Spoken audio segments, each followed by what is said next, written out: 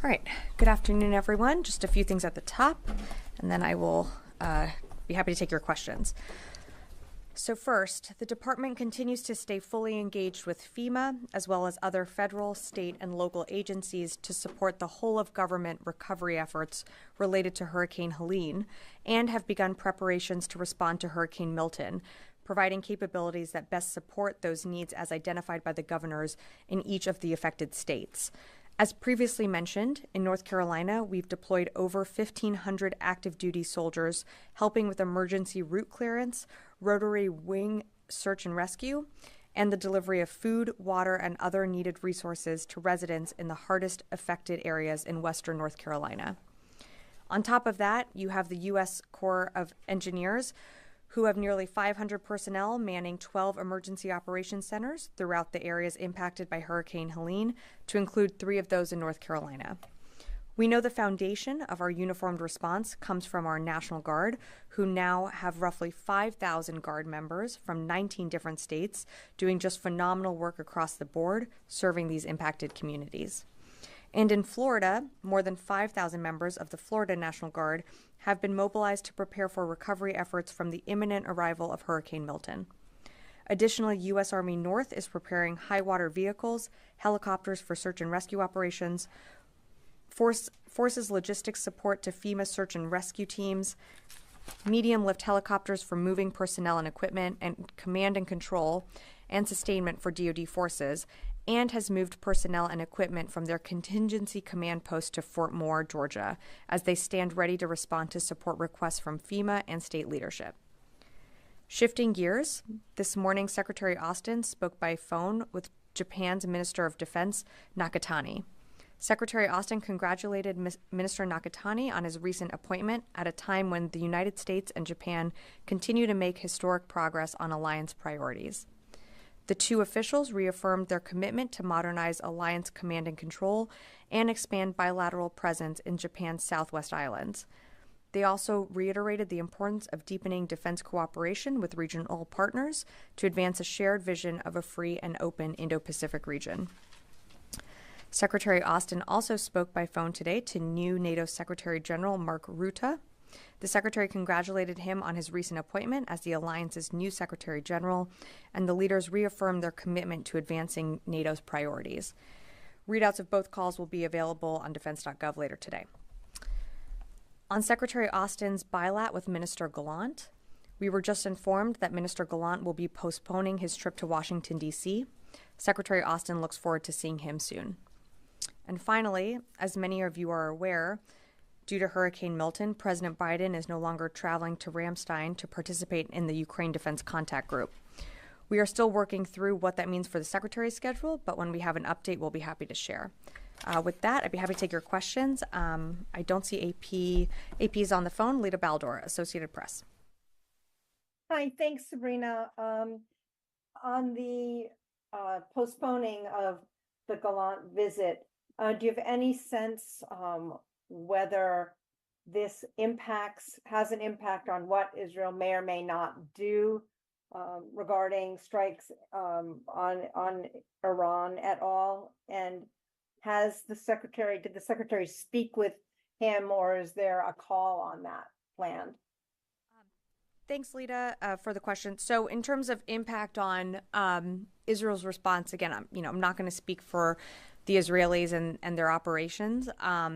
We certainly can remain in touch, whether it be in person via a meeting, should that be, scheduled for a later time, or via phone. I'm not aware that the Secretary has spoken to Minister Gallant today, but of course, it's still early, and they're in touch pretty frequently, so a call could always be scheduled for later today or later this week. And that being said, we still continue to consult with the Israelis on, what their response might be, but I'm just not going to speculate further beyond what I said. I'll come into the room. Jen. So what was the reason that Minister Gallant gave for canceling the trip? You'd have to speak to the Israelis on that one. I was just told that that he postponed his trip. How much equipment has CENTCOM moved out of Tampa? How many warplanes, ships? What's happening? And have they moved all personnel out, or are they keeping a skeleton staff? So in terms of how much equipment has been moved from CENTCOM, from MacDill, I would refer you them to speak to that. I don't have those specific numbers, but I know that they've taken a number of precautions to move aircraft out, taking protective measures.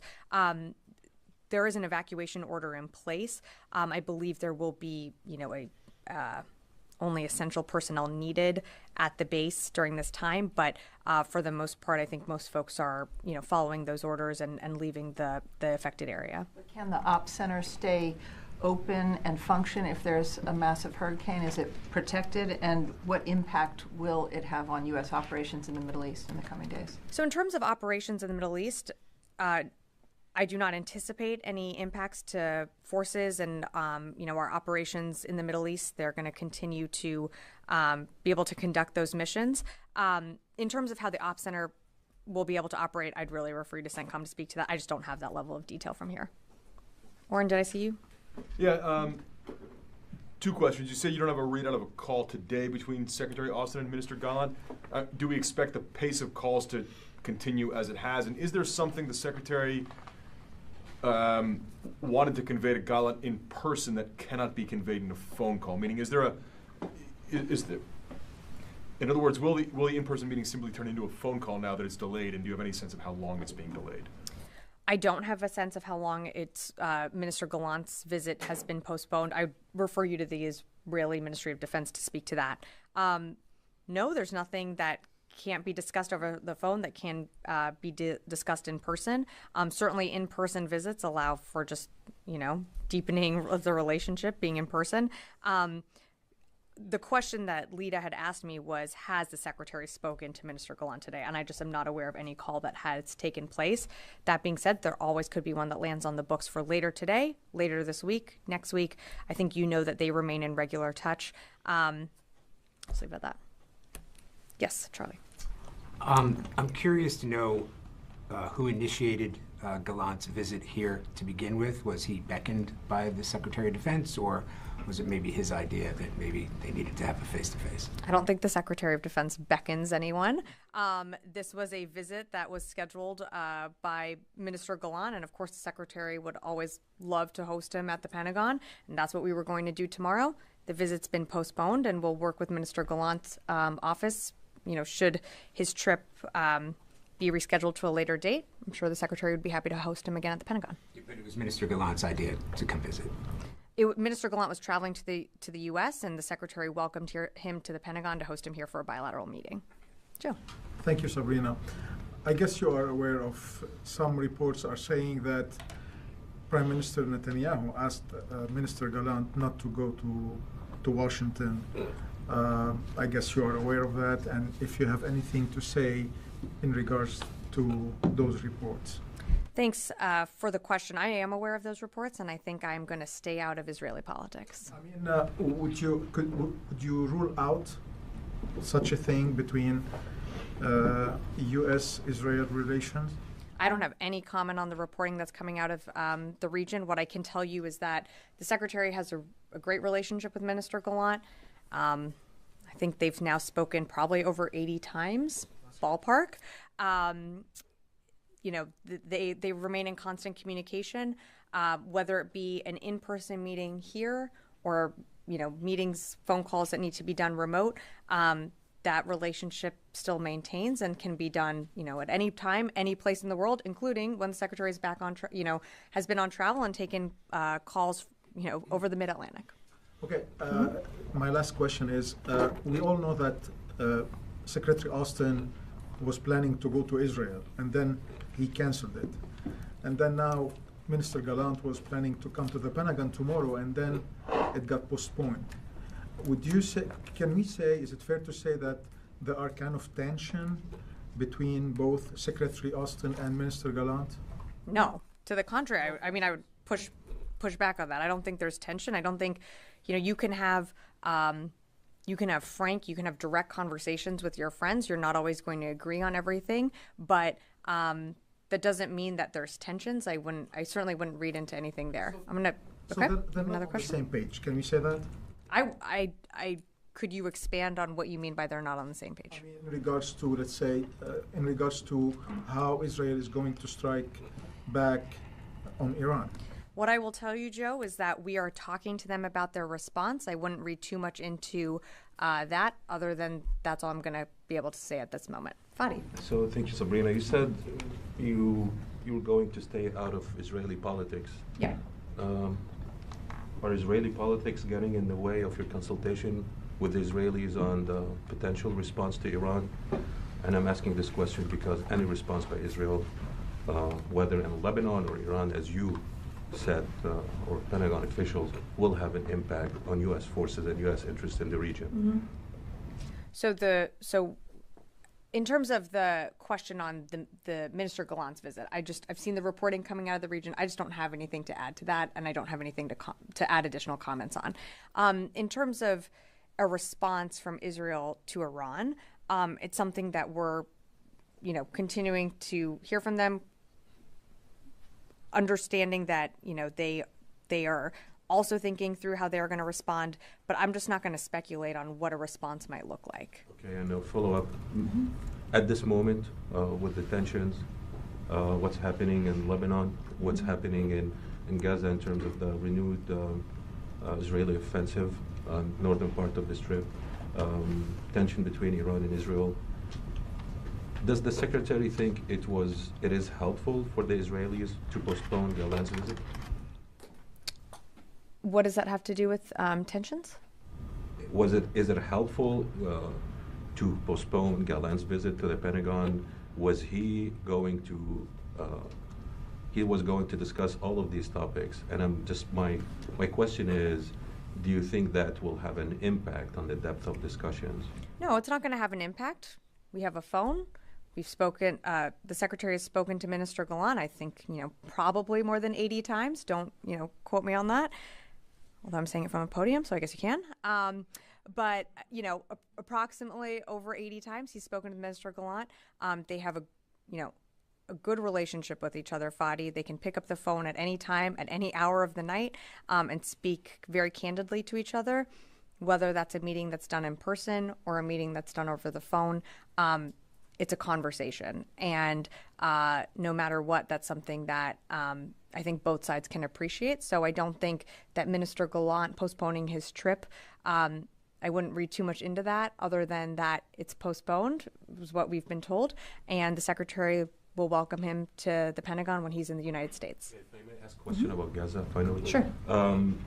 So the administration position and the Secretary was very clear that you don't want to see a permanent expulsion of or occupation of northern Gaza, or pushing the population out of that part of the Strip.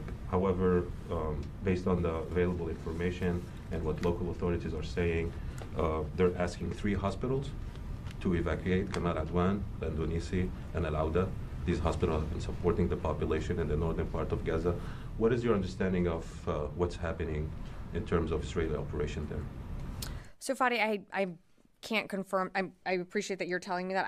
I don't have any reporting on that. Don't have anything to, I'm not aware of that. What I can tell you is that the Secretary has been very clear, and we've said this both publicly and privately, that when it comes to the battle space, making sure that civilians are taken into account and making sure that the civilians are moved out of the battle space is something that the Secretary continues to impress upon Minister Gallant, and not just from this building, but other buildings in this administration also continue to reiterate that message. So while I can't comment on those specifics, I really just haven't seen those reports. I would say that, we've been pretty clear and firm on our position from the beginning when it comes to civilians in the battle space. Well, thank you. Since you called for a ceasefire in Lebanon about 2 weeks ago, things have really deteriorated in Lebanon, in Beirut specifically, and Israel is bombing the residential areas every single night live on TV. So on that, considering that you also called for a ceasefire, are you supportive of what you've seen so far from Israel? Do you approve of all of that, and are you supporting what's been unfolding so far? So we're supportive of Israel targeting Lebanese Hezbollah. And I think I'd remind you that, we're 1 year from October 8th of last year when Hezbollah started launching rockets into Israel following the October 7th attack. So in terms of, Israel has a right to respond and target Lebanese Hezbollah, but it has to be in a way that, of course, takes into account civilians in the area. And to Fadi's point, minimizes civilian casualties and takes into account that those civilians in the battle space. So that's something that, the Secretary, you can look back at our many readouts that we've put up, but that's something that he's, pretty much brings up in every single call. Regarding the imminent Israeli attack on Iran that's expected, you always said so far, if I remember correctly, we are in for the defense of Israel, but we're not going to be attacking jointly with Israel. So far, you've refrained from ruling that out.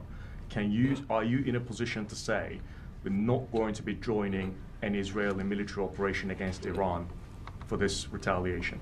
We've been pretty clear that we don't seek war with Iran. We're going to talk with the Israelis about their response. Again, a response that hasn't happened. I'm just not going to speculate any further. Carla, I'm going to go to Carla. Yeah. Just to follow up on your topper, there is a NATO Defense Ministerial next week, I believe the 17th and 18th. Is the Pentagon considering lumping in the UDCG, the Ukraine Defense Contact Group, at that ministerial in order to continue having one this month? Carla, as I mentioned, we're just figuring this out right now. So, when there's more updates to provide, I certainly will. But, the president just pulled down his trip this morning. So, again, we're working through those details. When we have more, we'll provide it. And then, since it is now 1 year since the massacre, the Hamas massacre on October 7th, there have been some criticisms that wiping out and destroying Hamas in Gaza is an unrealistic goal. Does the Pentagon agree with those criticisms? I'm sorry, going after Hamas in Gaza, we've been pretty clear that Israel has an absolute right to, in terms of defending itself, going after those terrorists that attacked Israel and killed innocent civilians, over a year ago now. How success is defined, that's something for Israel to really define, and that's not something that the United States can define. But they have every right to continue to go after Hamas, that we know continues to operate in Gaza, continues to hold hostages that haven't been able to come home for more than a year now, and continues to put innocent Palestinians in harm's way by embedding in civilian infrastructure. Israel also must make sure that they're protecting civilians as they prosecute their campaign against Hamas. Janie. Thank you, Sabrina. Two questions. It was reported that North Korean military officers were confirmed dead, 6 persons, and 3 were wounded in Russian-occupied territory due to a Ukraine missile attack. What do you think about North Korean militaries fighting for Russia's war in Ukraine? So I haven't seen those reports, Janie, so I can't confirm that. In terms of support to Russia, we've certainly seen North Korea willing to support Russia by military means. It's something that we continue to monitor, but what we're more concerned about is supporting Ukraine and what it needs to be successful on the battlefield. And you're going to see us continue to do that. Today, South Korea's defense minister said that since North Korea and Russia have established a mutual military cooperation relationship, there is a possibility that additional North Korean troops will be dispatched to Russia. How does the U.S. view this? Yeah, Janie, I don't have anything more to add other than what I said. I'm not aware of these reports that you're citing, so I just really can't offer further comment on it. Yeah. Thank you, Sabrina. There were some reports of explosions in the city of Isfahan in Iran last night. You have any sort of understanding whether it was a military exercise or it was a retaliatory attack by Israel? I'm not tracking that was any type of retaliatory attack, but I don't know what those explosions were, so I just don't have anything more to add to that. And are you with your Israeli partner still assessing a response to Iran attack? Yes, I think we are still, I have said this pretty clearly from a few folks that have asked in the room, but we're still talking to them about their response. I'm just not going to speculate further on what that might look like. Lastly, nowadays Iranian proxies in Iraq frequently attack Israel. I mean, they launch drones and missiles toward Israel. Do you think they shifted their strategy from attacking U.S. personnel and attacking Israel? I'm sorry, was the first part of your question on groups in Iranian proxies in Iraq and Syria? They frequently, launch drones towards Israel. And do you think they changed their strategy to attack Israel rather than U.S. personnel in Iraq? I think we've seen them attack, whether it be U.S. forces or try and launch attacks towards Israel pretty much from the beginning. I can't speak for their strategy. I'm certainly not going to speak on behalf of those groups. But we've seen this type of behavior pretty consistently from the beginning. And what you've also seen us do is continuing to engage and shoot down, whether it be missiles or drones that are launched, whether it be from Iraq or Syria. Our forces have shot those down before and will continue to do so in our self-defense and also in Israel's. Yeah. Is there any discussion between this building and the Iraqi government over the Iraqi militia group's involvement into this conflict? We saw the Iraqi Prime Minister send a public message to President Biden, and he was talking about to shielding Iraq from this conflict. So is there any discussion between you and the Iraqi government to rein these groups and to make Iraq stay away from this war? I don't have any conversations to read out from the secretary, but we're certainly always in touch with our Iraqi counterparts. Something that, what you've heard us say from, since these attacks started launching on October 17th was that we would take measures to defend our forces. That's what we're going to continue to do. And we're going to keep saying that both publicly and privately because we will take defensive measures if we are attacked. Another question on Iraq. ISIS has increased its activity in Iraq, especially in disputed area between the Kurdistan region and Iraq. On Wednesday, in an ISIS ambush in Kirkuk killed 4 Iraqi soldiers. So what's your latest assessment on ISIS threats, and do you think the conflict in the Middle East has any impact on the resurgence of ISIS in Iraq? The conflict, the regional tensions, of course, are going to have an impact on how groups calculate and consider their attacks, whether it be on U.S. forces or other governments in the region. The threat of ISIS has certainly evolved from what it was, 10 years ago. Today, that threat looks different, which is why you've seen us change our relationship and the involvement from the global coalition to defeat ISIS. The military arm of that is changing to a bilateral security agreement with the Iraqi government. That is a phased approach. It's going to take time. During these conversations, no one is under the impression that ISIS isn't still a threat in the region. It's how that threat has changed over the course of time. So yes, acknowledging that ISIS still remains a threat. And that's why you have U.S. forces that are partnered with Iraqi security forces to defeat that threat of ISIS and to ensure their defeat going forward. Yeah. Thank you, Sabrina. I will go back to Mr. Golan's visit issue.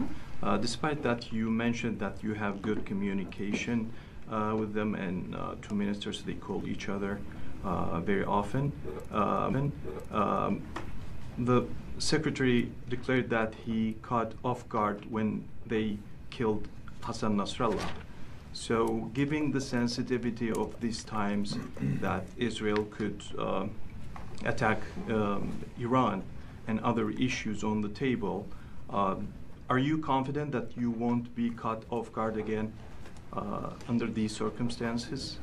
We're confident that we're going to continue to engage the Israelis, whether it be here in person at the Pentagon or over the phone. Again, when it comes to their response, I'm just not going to speculate any further. Nancy. I had two questions. Sure. Israel conducted strikes in a suburb in Damascus. Was the U.S. in any way involved in those strikes, providing any support? I'm sorry, I'm not tracking the strike, so I just don't have more to provide at this time. And then there were intercepts conducted by the U.S. during Iran's ballistic missile attack on Israel. Do you have an update on how many of those were successfully able to stop missiles from reaching Israel? I don't have an assessment yet. I know that was ongoing, and that Central Command was doing their assessment. I think, given also the hurricane, there's some there might be some delays in us getting you some information. I'm happy to follow up with. I'm sure everyone is interested, so I'm happy to follow up on that. But I would, also leave it to CENTCOM to allow them to finish their assessment, and it might just take a little bit more time. Yes. Thank you very much, Ms. Sabrina. Has the U.S. military has had any discussion with Pakistan in case things flare up between Israel and Iran? There's always mill-to-mill communications and conversations that happen. I'm not tracking anything at the secretary's level, though. Okay. This Indian senior journalist claimed that there are about 15,000 Indian contractors in Israel right now. Do you think having more of these contractors would have decreased the number of children and innocent people killed in Gaza if this approach of ground troops was decided in the early days? I just don't have anything to add to that, and I'm not aware of contractors being on the ground or. Ground operations since day one in Gaza. Do you think that would have decreased the number of innocent being killed or no? By different countries. Israel having a small military, if they had these contractors, like right now they have about 15,000 of them from India. Do you think that would have decreased the I just can't speculate on the past, and I'm not aware of, contractors and how that would play into the approach. Again, for Israel's operations and how they're conducting their own operations, whether it be in Gaza or on the border, I'd refer you to Israel to speak to that. Just last question. Just right now, I'm coming from the State Department. My colleague Rita had asked Matt this question that 23 years ago, the U.S. went to Afghanistan because of Al-Qaeda. And today there are reports that Al-Qaeda is again growing in that region. I have raised this question. I've been raising this question for a year now. Pakistan and the Afghanistan and the U.S. Afghanistan and Pakistan foreign offices are now even having tussle with each other.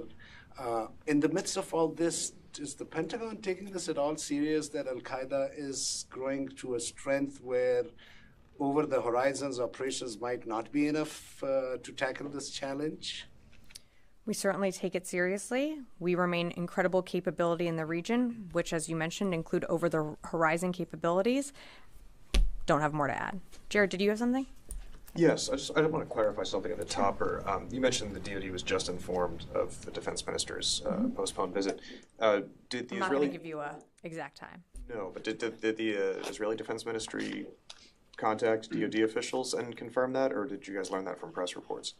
We were contacted by the Israeli Ministry of Defense. Okay. And then I just wanted to ask, so the department, do you expect to be informed ahead of the, you mentioned the conversations will continue. Do you expect to be informed of the nature and the timing of the strike or the retaliation against Iran before that occurs? Appreciate the question, Jared.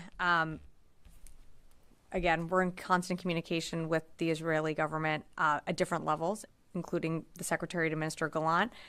We're going to keep talking to them about their response. I'm just not going to be able to get into more details beyond that. Brad.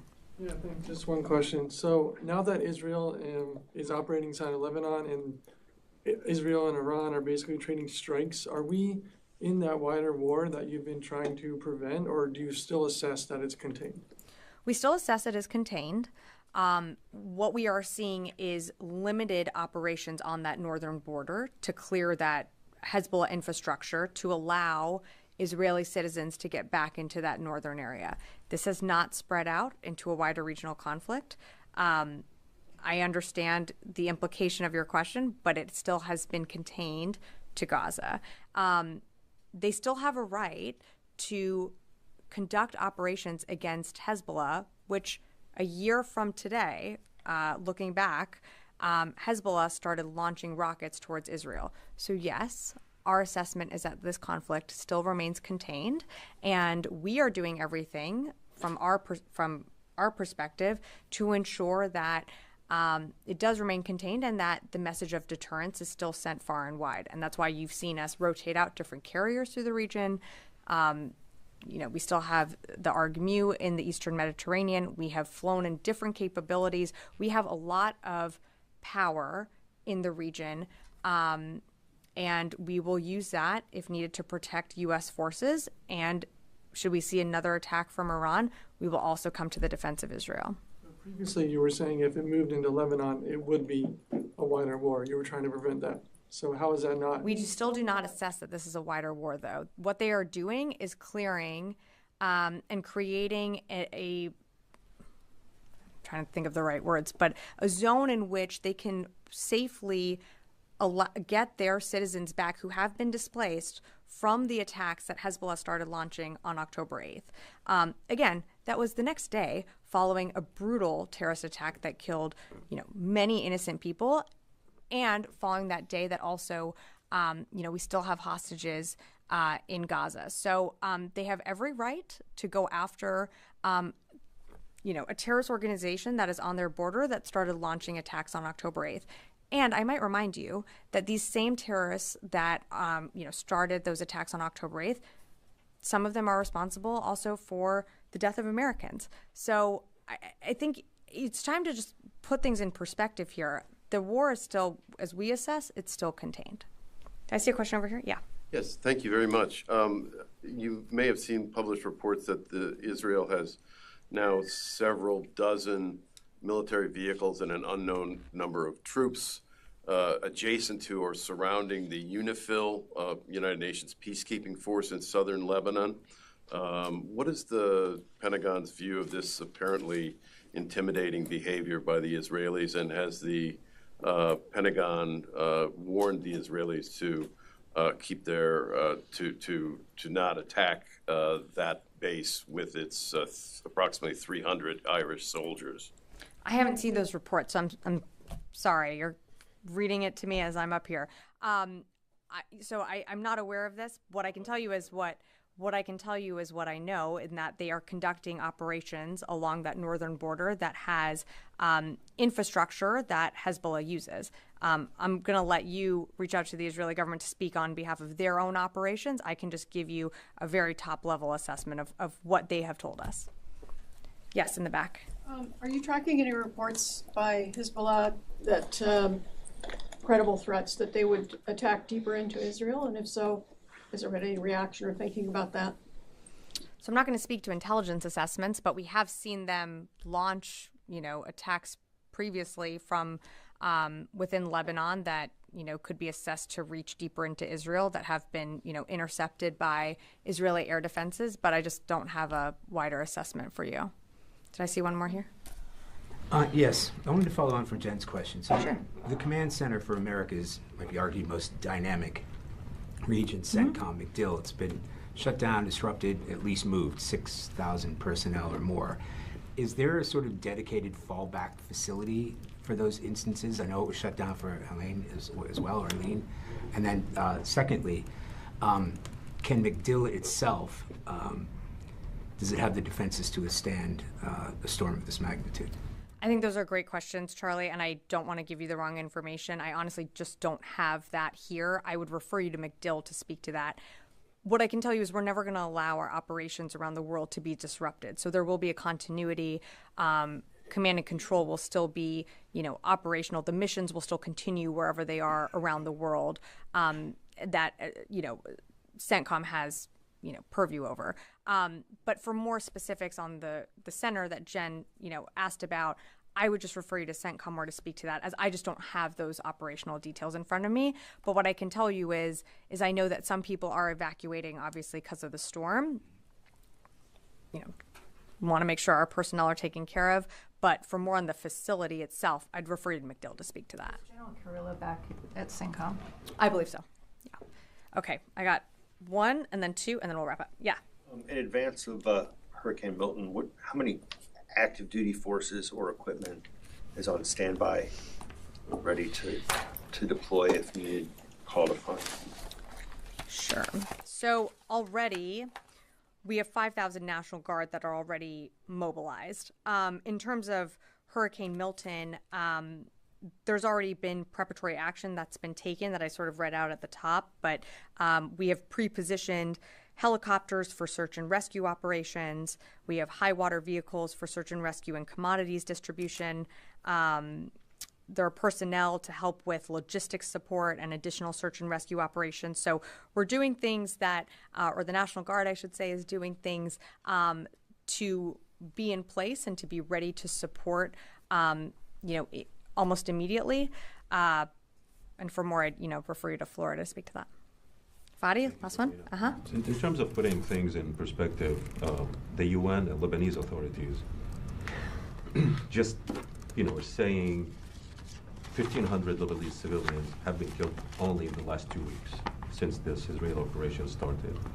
1.2 million of the population are displaced, which is almost a quarter of the population. Israel yesterday issued new warnings, basically laying siege to Lebanese waters from the Awali River to the south, which is 60 kilometers deep. Tens of evacuation orders from the southern parts of Lebanon, striking in Tripoli in the north, Beirut every night, Bekaa in the east, Saida on the coastal.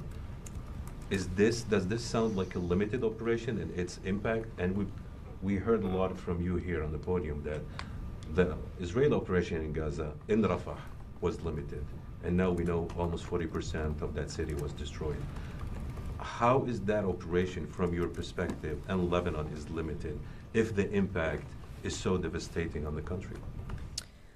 Fadi, what I can tell you is that, we understand that there's certainly been impacts to civilians, and civilians have been displaced. There have been, whether it be in Gaza or in Lebanon, there are civilians that are getting caught in the battle space. And that is something that we have continuously urged the Israelis when they are conducting their operations. They have to take into account civilians. We are not on the ground conducting these operations. So again, I can't speak to the operations itself. I can just speak to what we are here doing at the department and what we're going to continue to do. And the Secretary is going to continue to impress upon Minister Gallant that civilians need to be accounted for in the battle space. In terms of their operations, from what we understand, Fadi, it is still limited.